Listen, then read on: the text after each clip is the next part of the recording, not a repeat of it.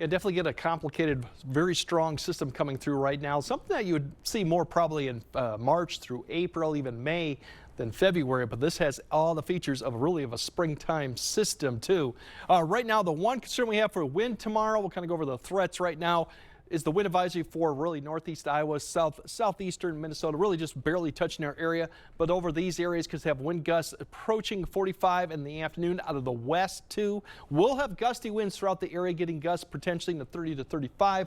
The strongest winds will be over there. They're a little bit higher up elevation overall. Now that combined with these areas further south, including just touching our farthest southern county in Iowa, is because of the low relative humidity that's going to be combining. They're not going to see a lot of cloud cover in the day, more sunshine, and still mild conditions. These areas could get up into the 50s.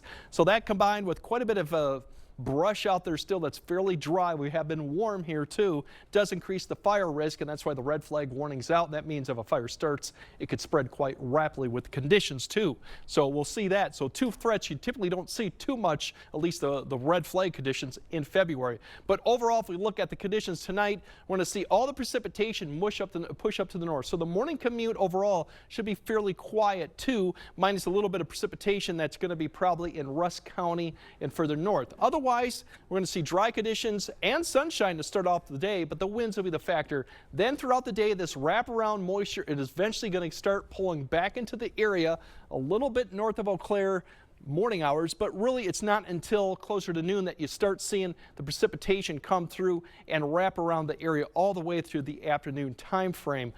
You'll see snow eventually get to Eau Claire, and it could touch the La Crosse area, but right now I think it's going to stay just to the north. It'll continue to wrap up through the afternoon hours. Now for rainfall, we're looking at this through about 10 a.m. A lot of this really is till about 7 or 8 a.m. Looking at maybe potentially a quarter to up to 3/4 as you go further north, further south and west you go, barely nothing. In fact, as you go south of I-90, maybe a couple sprinkles, and that's about it. It's not a big rain producer, at least for some areas.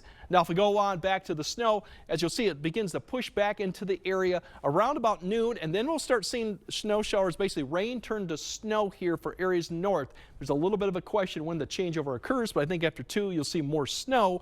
And look at this, it barely touches the I-90 corridor. So this could change a little bit. It's been kind of going back and forth on how far south it goes.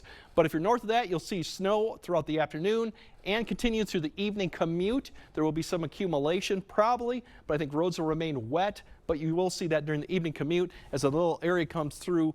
Really about 6 to 7 p.m. you could pick up a little bit of snow accumulation coming through Eau Claire with that burst. Otherwise, throughout the evening hour, this begins to break up as the low really begins to kind of fall apart. But you notice further south, plenty of sunshine. Now, snow amounts, this is Wednesday night, so it's a really long duration snow here. 1 to 2. A lot more as you go further to the west, too. You have to keep an eye as you go further west to see if this does materialize. But given the temperatures, they'll still be in the 30s. Mostly are we expecting probably wet roads. There's your wind speeds coming out, gusts, excuse me. It's going to be quite windy. And there's your high temperatures. Once again, these will be probably more towards the noon for further north you go and continue to kind of fall during the afternoon as we go throughout. And Thursday, going to be back in the 40s and 30s.